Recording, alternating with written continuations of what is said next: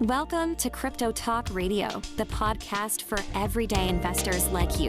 Visit us on the web at cryptotalkradio.net. And now, here's your host, Leister.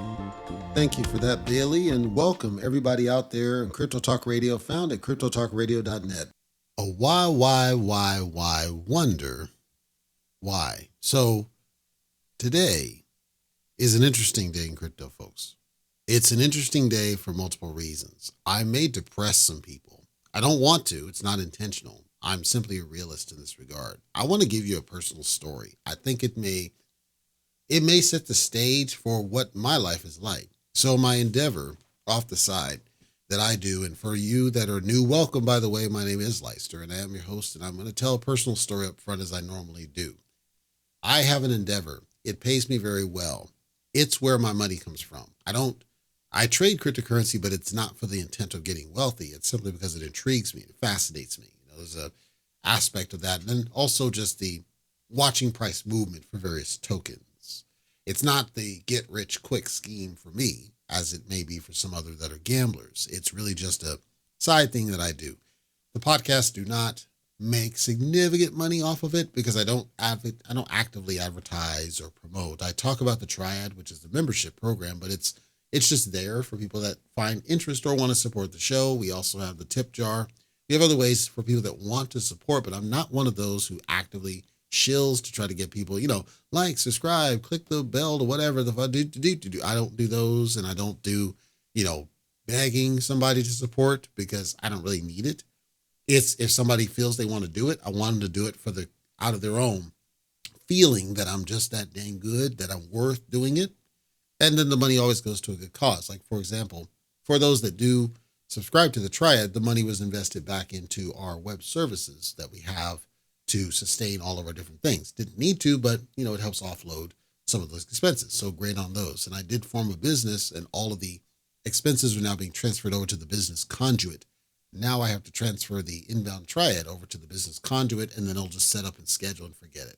So for those that are Triad members, I want to thank you, by the way, for sticking with me this long. I do appreciate it.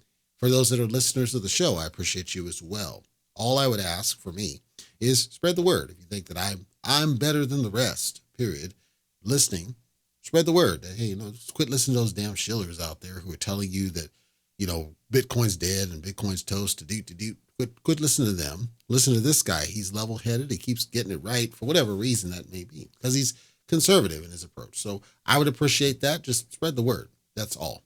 I don't ask anything else. On the other side, my endeavor, getting back to that. So we had an update. So they're pushing Windows 11, and I have Windows 11 on a different machine that I bought, and I bought that machine to replace another dying machine. So it's the first taste of Windows 11, and I think it's crap, frankly.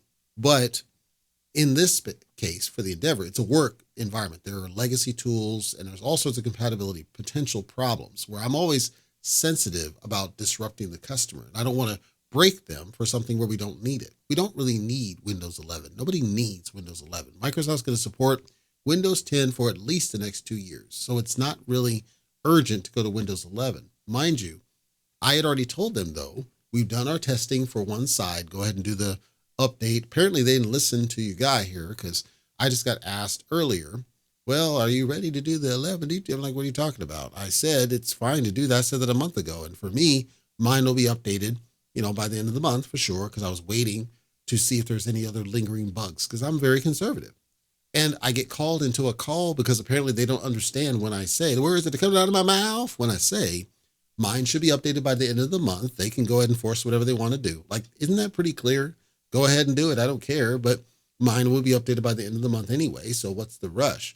Why does it warrant a call? Why do you have to call me onto a call? Why is it that you don't understand? It's because people aren't listening, because we talked about this last month. That's my frustration with the endeavor, is that the one person in this case, there's a couple of others, they're gone. Now we're stuck with this one person who unfortunately is the conduit that is dealing with like 20 different things. And so they're not listening, and they suck at email. And geez, if there's one thing I can't stand, it's people that suck at email, because email is the easiest thing in the world, chats, folks. So that's my world in the personal side. And as a result, I was looking forward to talking cryptocurrency with you. Today's episode will be roughly the normal length because I do have my noodles and company waiting on me to eat it. So let's get into this real quick.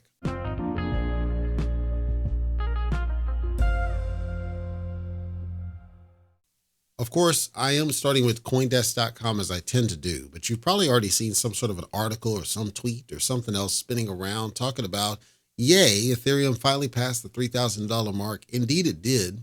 Over the last 24 hours, there's a significant surge. If you zoom out to the month chart, you'll be able to see visually this play out. But there was a significant surge at the very late game early this morning, a low of 2,800-ish, a high of 3,000. And a little bit of change. That's a pretty interesting spread. And what it basically told us was it was the last push that we needed to get over a threshold and create a new line of resistance. Now, it's going to take a little bit more to go anywhere higher. Do I suspect we go back down? Probably a little bit, but not significant. We're currently hovering about the 3,000 mark as I record this. So we're holding steady, and there's positive traction, at least in the direction of Ethereum specifically. On the Bitcoin side, it also had a run. A low of 50,700, a high of 52,900. So just roughly about the same spread. But what I noticed on the Ethereum side was that there was a lot more buy pressure on the Ethereum side and less so on the Bitcoin. Not to say that Bitcoin was going to go down or crap, simply that Ethereum seemed to take the vast majority of momentum. This is in contradict to some of the online sources that may have told you that people are going to be ignoring Ethereum because of the gas prices. I have an update about that here shortly. Ethereum is one of those that's ubiquitous. If you don't know the word, I'm going to help you. Ubiquitous means that it's kind of everywhere. It's kind of just the given, the norm. Remember, there was a time when people said that Ethereum was going to take over for Bitcoin. Bitcoin was going to fall off. Bitcoin was going to fail. Bitcoin was going to suck. We're not at that point, and that was not realistic. But what we did see is Ethereum basically take its seat at the head of the table of the so-called altcoins. It doesn't matter how many people were shilling pump and dump tokens on Solana. It doesn't matter all the new pump and dump tokens showing on Filecoin. It doesn't matter about the run-up of Tron very recently, which I'll briefly talk about here shortly. It doesn't matter about BNB's price going up over 100 more than what it was. None of that really mattered because the king is still there. Ethereum is still on that throne. Ethereum is still the head of the table. So as we now are serving the people sitting at the table, Bitcoin is partaking of what it's getting, and it's going on a very steady climb as we record it. And I was noticing on the ETF side, it's in a healthy state. But it cannot be ignored that Ethereum is also eating. Now, I said, and again, feel free to quote me. I'm on audio, so if anybody contradicts it, I'm sure there will be some, but feel free to quote me. As I said, I believe that what's happening is money is flowing into the alts first, and then going into Bitcoin off the profits they make off the garbage tokens and the altcoins. I think it's going the opposite direction. I don't think it's going from Bitcoin to the alts this time. I think it's going from the alts to Bitcoin. Because remember, Bitcoin used to be like $16,000, and many people didn't buy in at that point, either because they didn't believe in it or because we drove people away because of all the kids that say the word Jeet, say the word Keck. They were all over the place. Now they're saying it's over $50,000 and they can't justify tossing that much money at it, but they want to get in somehow.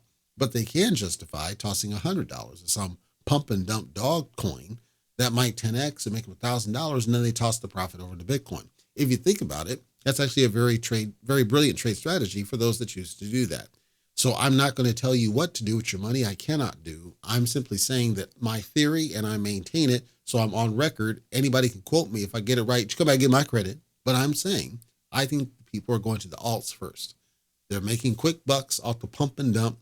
They're taking those profits, they're spinning back to Bitcoin, which would explain the slow rise of Bitcoin as compared to some of the alts that are on the rise. But if you look at across the board, you're not seeing significant jumps across all of them.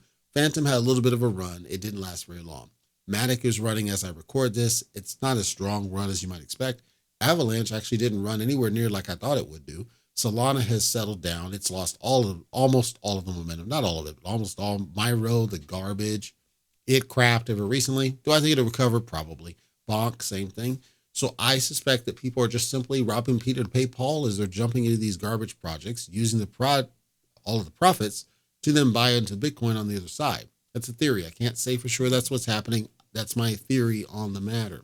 So what I'll say to you, because I can't tell you what to do with your money, I will tell you, if you're invested in any of this stuff, whether it's a garbage or it's not a garbage, make sure you're taking your profits. You deserved it. It's been a long time.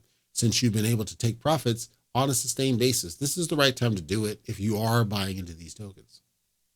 Speaking of the Ethereum, I want to talk about something that happened very recently that affected the gas prices on Ethereum. If you had done any trading, you might have noticed some temporary spikes. There actually was a specific reason that was not related to the bull run. What happened is some people got very curious, and what they wanted to do was create a single token that could serve the purpose of both a fungible token and a non-fungible token. A non-fungible token is otherwise known as an NFT. A fungible token is the token you would buy or sell or trade like a Miro or a SHIB or anything else. As in fungible, meaning it's asset pool. It's not unique to you. You wouldn't have just one that's uniquely placed like an NFT that is uniquely placed, or at least should be. That's the biggest distinction. They're trying to create one standard that covers both types of tokens.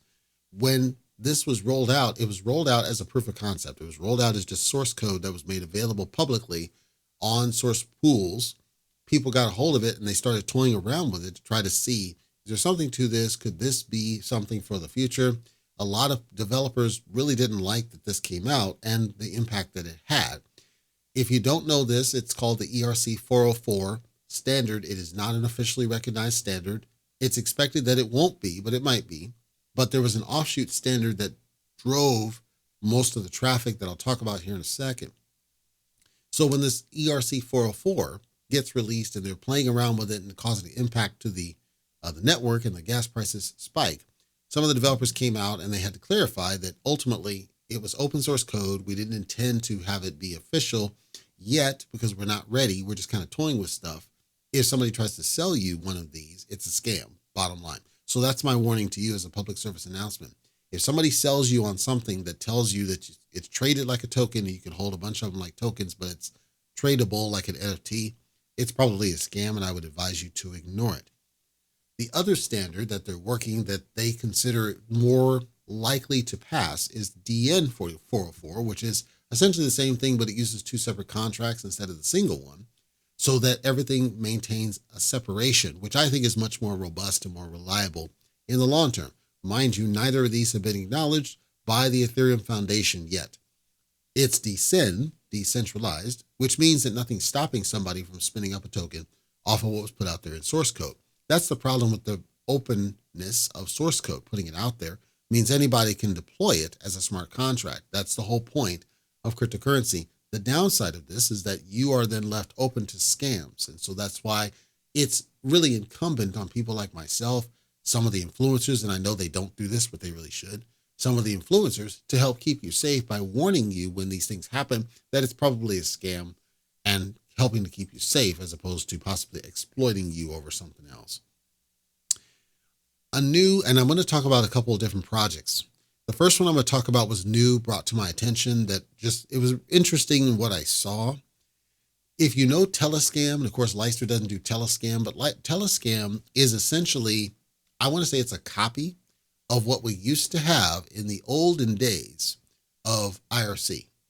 And I say that because the concept of it basically copies everything that we did in IRC decades ago. There's nothing wrong with that, except that they then butchered it to turn it into a playground for censorship, a playground for muting, a playground for anonymity in some cases, and a playground for so-called illicit things. And I'm not even just referring to cryptocurrency. There's a lot of shady business that happens in Telescam, which is part of the reason Leicester doesn't go there. If you knew some of the shady crap that goes into Telescam, it would probably turn you off too. I'm not going to disgust you with it. It's up to you if you want to do that search. I don't recommend it, but it's up to you. But I saw this new service called Beable. So as in people, it's Beable. B's instead of P's. And what it's trying to do is create, and this has been tried before. I covered a project ages ago, and I'll dig it up and maybe remaster it. But I covered a project ages ago where it was trying to create a contained ecosystem. You had chats, you had file transfers, you had instant messages, all sorts of stuff in one ecosystem. I said it wasn't going to succeed because it's too contained. You got to have some freedom of exchange outside of your bubble. This Beable takes just mostly the main things people care about. Instant messaging, which is just regular chatting back and forth to people. I don't know that that's a killer application, but it's something to think about. Wallet capability. So think about the intersection between instant messaging and wallets, the idea of being able to simply exchange tokens between A and B without having to type in a wallet address or scan a QR code. DApps, which is, of course, all over the place, but they're trying to put it in one contained space so that they're properly vetted, and then having more people community concepts. Community concepts aren't new. Facebook built theirs. X built theirs. It's not a new thing, but nobody's been able to entice people to get into, kind of the collective concept online. I blame social media in general, but nobody really wants to congregate. Like the old days, we would get into chat. IRC was a great example. We would get into chat together. We would spend hours just chatting and talking, and it was a great time. Sometimes we would get on the voice or get on the video because we actually wanted to talk to people, unlike the text messaging garbage of today. So this concept from Yodel was intriguing simply because it's trying to bridge the gap between what people currently do and what they'd like to be able to do, which is have one place to do everything. Do I think they'll succeed? No, but I think it's interesting to take a look at and watch their development. So I do plan to watch their growth and see, what happens here. It's backed by a pretty strong team.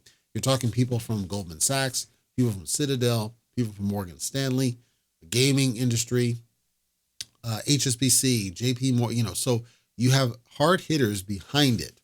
That's another reason it caught my eyes. You have at least hard hitters behind it that potentially could take some of the failures of their leadership and turn them into something in the future. So I will be watching it. It does have some seeding going on. It's got a lot of angel investors going on, like HashKey is a big one. Samsung Next was interesting to see. Over $7 million of venture capital funding. So I'm sharing this because it's something I'll keep an eye on. I didn't see significant hype yet, but I'll keep an eye on. The only thing I didn't like is they did plan to do an airdrop. That bothers me, but it is what it is. I can't tell them what to do with the project. Now, speaking of projects that are doing bad things, I'm going to talk about, for the remainder of the show, a project that at one point was in my fave 5. It was near and dear to my heart, and it let me down because they had a people shift. I was not in the ecosystem, so I can't say exactly what happened. All I can do is talk about the voice of the investors now, the price now, which is validating what I said to be the truth that nobody believed, Leister at cryptotalkradio.net, that I'll now talk about in a little bit more depth. Everrise. Everrise, people, was one of the most beautiful projects, and it still exists. I say was, but it's because its shine, has lost its luster. It's not there anymore. But it was one of the most beautiful projects ever created because they were doing so many things outside the crypto bubble. At some point, here's what little I do know. At some point, they had a shift of people. The shift of people led to the departure of Jen, who was on the marketing side. Ever since this shift of people, they've never been the same. The marketing's not there. Everything's just gone in the crapper. And to level set, Everrise is a V3, so they had done multiple migrations. And anybody hearing me for a while has heard me say, I've yet to see a project go past do a migration, past a V2 and survive. It's just what it is. You lose the investors' confidence.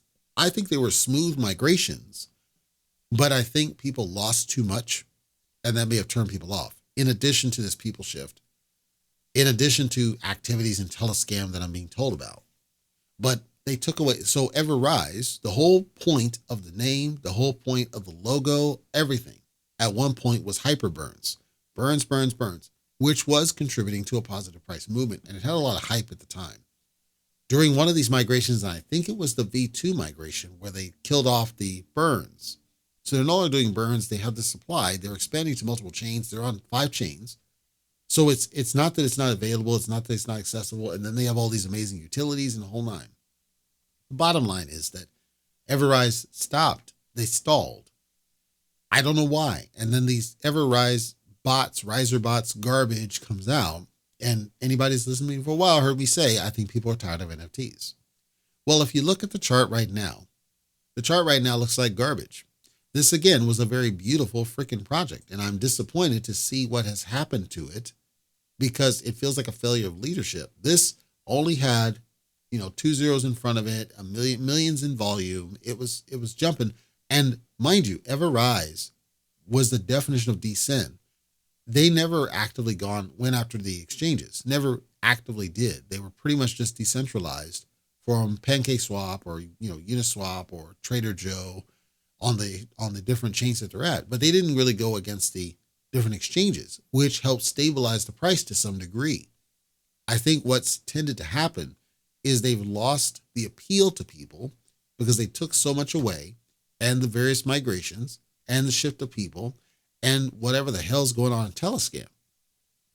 Well, I noticed now in the CoinMarketCap community, the calls of scam are increasing rather steadily. I would say on a pretty consistent basis. User Pezzo, quote, best scam in the world. User Dom.com, quote, did feel great about it until I visited a Telescam group for the first time in a year. So that's another point. Many people dial out because they're not living they don't live online. They're grown-ups. We don't live online. We don't live in the bubble. So Telescam expects you to basically just leave it freaking running. And, whatever, like Discord, right? Leave it running. People are always logged in. That people have lives. We have jobs. Most of us do. So it's not reality. So that's why you need to update your website with critical information and things. And Everrise was doing that too. They stopped doing any significant updates since July of last year. Well, that's terrible. Okay. And the update that they did wasn't really that big. They did one about trust and Everrise that's not relevant. Like there's not significant communication coming from them either. And as a result, people are seeking information and they're falling out of the loop. Quote, mods were over aggressive and then kicked me out. Not the culture that they had.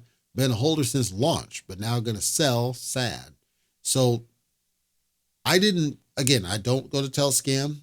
I do know that multiple people have talked about how the mods and the devs seem to be a lot more aggressive. And that's a symptom usually. I'm not making a claim, by the way, don't come at me. But usually that's a symptom that a project's failing and they're getting frustrated and they're going to give up soon. I hope not. But without some serious shifts in their leadership, I don't think they're going to get it back on track.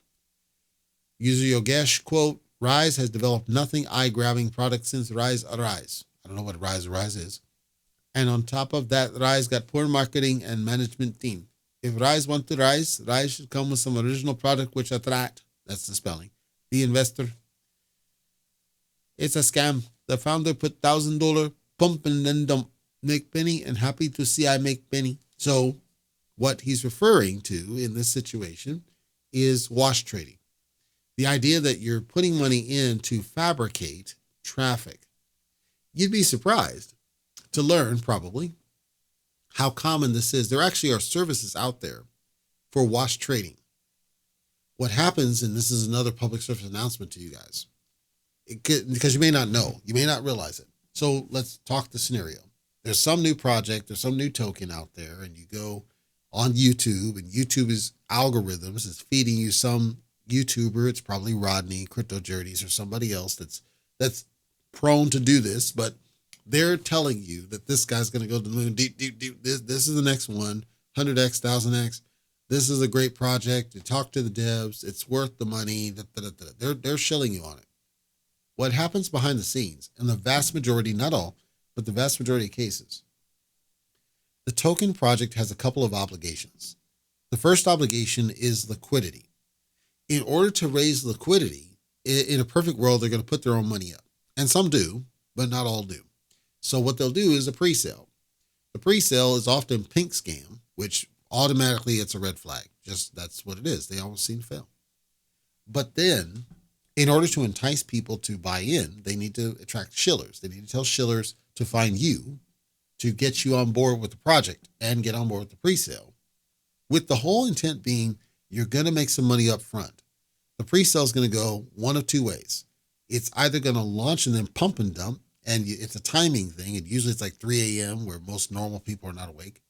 It's either that or they'll vest it / lock it to where you cannot claim all of your tokens or cannot sell them right away until the devs have sold theirs. And then all of a sudden it's like, good luck, like that OpenStreet world. That's every pre-sale at this point. The vast majority of them simply are not credible, and they don't pretend to be. It's kind of subtle, but them going to shillers in the first place should be a hint. So then once they can find enough suckers to buy in at that point, they have to get on things like CoinMarketCap. They have to get on things like CoinGecko. They have to get on the various scans. They have to get listed They have to get on, PooCoin or Dex Screen or whatever. They have to get listed on all these places because they believe it lends credibility to their project to do this. In order to do that, and this is me exposing the business. In order to do this, like CoinMarketCap, for example, CoinMarketCap wants to see roughly $200,000 worth of traffic volume, right, of trades happening. There are services that can fake that traffic. So the first thing that they'll do, because CoinMarketCap also requires that you be listed on at least one exchange. This may be a decentralized exchange like a Uniswap, right? So, or BuySwap is another one. So I'll take BuySwap, I'll pick on them. BuySwap offers an API where you can essentially wash trade it and nobody's going to do anything because it's decent, right? If you get on a centralized exchange, there are some ghetto ones like IndoX, that's the ghetto one, Poloniex is another one. And they actually do their own form internally of data wash trading.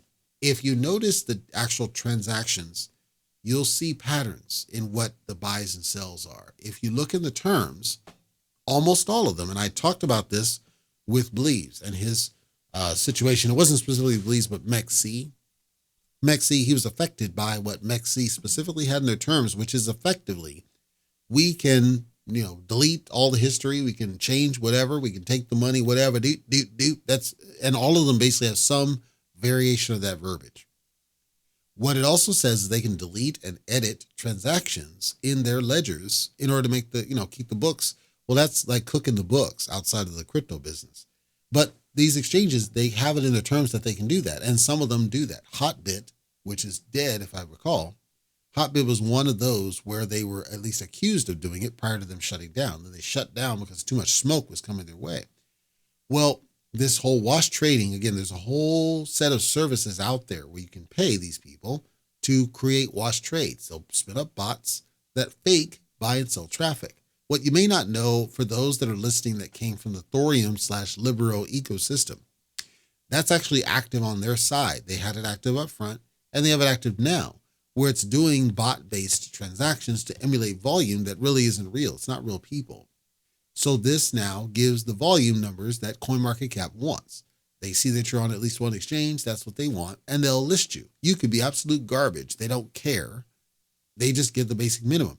Turns out CoinMarketCap knows that these services exist. They know that's what they're doing. They have said, and it's on quote, they have said, it's not our job to censor. So what they're saying is, well, we're out of it. If that's what they do, it's up to the investors, as in you. So then you come along, you just see some volume. You see that, the market cap's going up and there's some reasonably high volume and the liquidity looks decent good. And it seems like a lot of people talking about it and the holder counts are going up. And so for you, what happens? FOMO. You FOMO into it. And here's the key. You might make some money off of it. You might actually make some money off of this garbage, knowing it's garbage, but it's a gamble. And that's all I've ever said, is that it's a gamble. And I just want people to admit that they're gambling when they do that, because that's what you're doing. Once you admit that you're gambling, now you're empowered to protect yourself. You can say, this is too risky, or it's just a little bit of money, I'm not worried about it, or, hey, there's something here. Talking back now about Libero. When Libero first launched, I tossed like $50 or $100. There's a small amount in that thing, and it was just dropping zeros like crazy up to a penny. And I knew it wasn't going to sustain because it's one of those rebase tokens. You're printing. It's not going to last. Same with Titano, which is dead. Same with Drip, which might as well be dead. Same with Seifu, which is dead. All these other ones, Ascent, Stacked, they're all dead, right? Because I knew all they're doing is just getting you interested, and then the rebase, using that as a sales pitch, knowing full well that printing out of control wasn't going to work. So all of this I tell you because when you have something like an Everrise where they're not doing anything at all, and they're doing it right, they didn't do this wash trading I described. They did it right, but they're not doing anything at all. You have the extreme left, you're doing nothing, and the extreme right, you're doing unethical. There is no gray area. Every project is doing one of these things. They're doing nothing or they're doing unethical. They're not doing in the middle ground. So when I saw that Rise chose to basically do nothing, it's disappointing because you're talking about a project that really should be much more successful than it is. And I figured I would give some time on the episode to talk about my disappointment in a project that at one point was one of the most beautiful ones in cryptocurrency, arguably. And right now, as we're on the cusp of a bull, they still can't get the volume back. They still can't get people to buy back in. Same with Rich Quack. And it's sad, but this is the state of what it is. It's a different type of run than what we had in 2020 and 2020 and 2021. It's a different kind of run. People are a lot more studious about what they get into. By studious, I don't mean that they're only going after legit projects. I mean, they're a little bit more picky. They're looking for specific things. That may be just a garbage dog, or it may be a Solana specific, or it may be something where they know it's profit, or it may be just quick pump and dump, whatever. They're now more specific, as in before. It was a little bit more Wild West, with Saitama, right? It just came out of nowhere. It just, here it is. It's what it is. It comes out of nowhere. And people are buying in. Big players are buying in for no real reason, because it didn't have any true utility. Because of the failed November 13th, that utility took a long time to show up. Now that it has it, nobody wants to go back in it. Same thing. Same thing as Rise. But at least Saitama's trying to do something. Cytochain. They're trying to do something, but their leader's an idiot. So again, it's like they're doing nothing or they're doing unethical. There's no gray area. Since there's no gray area, I and people like myself can't really give you viable advice now, because I used to do the coverage on the different tokens, and it was easy because there was easy, clear lines between them. It was obvious Impact XP was garbage. It was obvious Crypto Cowboy token wasn't going to last too long. It was obvious the leader of Shinja was an idiot. It was obvious that Saitama was a cult. It was obvious to me, at least, that Terrarium was shady as all hell. These were obvious to me, but you were hearing it from multiple circles that there's something here. Meanwhile, I'm standing over in the corner looking at projects like this one, like Angie that's dead, right? Elk, which is still there and amazing. I'm looking at these as the future, potential future, and they're being ignored. We're right back to these scam ones that are not really scams, which is interesting.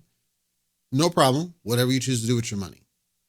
I find it disappointing, though, that good projects are being left by the wayside simply because of incompetent leadership. They don't understand how to now exploit what would be a key opportunity to make their project succeed if they knew what the F they were doing. They just don't. And that's depressing. As I close, from the Libero ecosystem, I don't know if anybody noticed it, because I certainly didn't, but F Libero. It's still out there, and they left it alone. Turns out, and this was just a couple months ago, turns out they did a DAO vote on F Libero, which is rare because they don't usually. And the problem is the F Libero DAO is combined with the Libero DAO, which I think is stupid. The Libera Bank is toast. And you're like, So the Libera Bank is toast. So Libero Bank was toast. They killed it. And they said, move to Libera Bank. Libera Bank's the future. Libera Bank's got liquidity. Libera Bank's stable. It's not going anywhere. And they told you to migrate to Libera Bank. So people do that. Well, Libera Bank's toast. If you didn't know that and you're hearing for the first time from Leister, cryptotalkradio.net, maybe you should let them know, since they were the ones that said that Leister didn't know what he was talking about. Maybe they need to come back and give my credit for calling it like I saw it. It's like, okay, this is not good. Since you started killing off some of his rewards, the garden got killed out of the random blue with money still locked in the business. The miners are toast. The Libera miners toast. The thorium, one of the liquidity pools for thorium is shifting around. They're shifting all this stuff, and they're not communicating any of this stuff. There's not on the website because their websites suck. The only way you would know is to be going to their tool every day to see these pop-ups or go to Telescam, which neither of us is going to do. So I'm telling you as a public service announcement, Libera Bank is no more. It's toast. You can migrate it if you want to this Key of Life crap that they had, which apparently is a different group. Is what I'm told. It's a different group, totally different group of people. The Key of Life went through a little bit better on the audit side, but I wouldn't trust it as far as I can throw it because, again, it's another shiny, right? Remember where we started, folks. We started, and I'm ranting a little bit. I'm almost done. We started with the thorium deal. We get the Garuda, we get the Cerberus. They fail, they get hacked, okay? They do the recovery on the thorium side. Then they launched this Libero thing, which was one of the most beautiful things I thought was done well, and they just didn't know how to capitalize on it, and they suck at it. And then they launched F Libero. F Libero had potential, but they launched it wrong, in my opinion. Libera comes out of nowhere. It's absolute garbage, in my opinion, personal opinion. Multiverse Capital's abandoned, Epic Heroes abandoned, and now Libera's abandoned. Libero's abandoned. Do you understand the pattern of these guys is to abandon when they can't figure it out? And so if you're in Libera Bank, I would advise you to do something. If you're going to do the Key of Life, it is what it is. I'm not doing that. I refuse. I did, though, since they left F Libero alone for the most part. The Dow voters on that side were pretty significant on it. They said, no, leave this crap alone. Because they were going to take, this is like 8 months ago, they were going to take F Libero and say, okay, we'll roll you to Libera because it's stable and it's not going anywhere. Isn't that a joke? And people in the Dow in the F Libero said, screw you, bro. No, leave it the fuck alone. But F Libero, you can't sell it. You can't. There's something wonky, and I think it's anti-whale. Because, again, I'm apparently a whale in F Libero. I didn't know that. So you can't sell. It won't transact. It'll approve, but it won't actually transact. And that's fine. Because I see that there, I hold a pretty significant amount of the tokens. When I looked at it, I'm like, geez, it's a lot. So I took the tokens and I just locked them in the F Libero bank because, I don't need the money. It's not that. I just was trying to make and sell to buy into other projects off the proceeds off of this one because that's what their sales pitch used to be, and that's not going to work either. So just so you know, FYI, F Libero, they left it alone for now. Apparently, it's not forgotten. They're just not focusing on it. They're not developing against it, as far as I know. I don't know what's really going on or the story. They said in the Dow, wait till things recover. Well, things have kind of recovered now. And it turns out that they are still burning supply. So it's burning on a constant basis. So they are trying to burn the supply off. I'm not sure. And then they're adding liquidity, stacking liquidity. I'm not sure why they don't just burn the remaining supply. I think they stopped the rebase. So, but I was getting rewards. So I don't know if those are straight reflections or what's going on there. I do see sells. So I can't tell you what the story is with it. Only that they left it alone other than this block of cells that's happened. I don't know what's the deal. So I guess I'm warning you about the overall ecosystem. I don't know exactly what they're doing. I don't know if you saw Thorium's price jumping to like 4,000 per, and I'll remind you, they're burning the supply to do that. So I would caution you against getting into any of it because I don't think they know what they're doing. They swear that the Key of Life is safer, much more, whatever. I don't trust it because of what they did to the BNB Garden, what they did to the miners, what they did to Libero, what they did to Libera, what they did to Multiverse, what they did to freaking Epic Hero. It's a pattern. I think Key of Life is going to die too. Can't say for sure. Anyway, cryptocurrency is up and down. Ride the waves, but please be safe as you do so. Put a helmet on because strap in. It's going to be a bumpy ride, I assure you. And there are going to be people out there telling you to get in some garbage. I actually have somebody who's an influencer who was talking about it. He talks about a project, and I had a bunch of people say, that just rug pulled. I don't know that it did or not, but if it did, I'm conflicted. I don't want to contradict this person because he seems to think very highly of it. At the same time, I can't ignore these people that say it's a rug pull. Could be that it's not a rug pull. It's doing similar things to what Libero Bank was doing. Lock it in here for 4 years and we'll pay you, on whatever, and lock it on this and that. It's a similar thing. So I would be hesitant to tell you to get into that kind of stuff. So just strap in. It's going to be a bumpy ride, but I think we're going to come out okay in the end. I think it's going to be a good run for Ethereum. It's my gut speaking on that one. And when Ethereum eats, I think the other ones will eat. And then at some point, Bitcoin will eat. And we're en route to some really exciting stuff here in the future.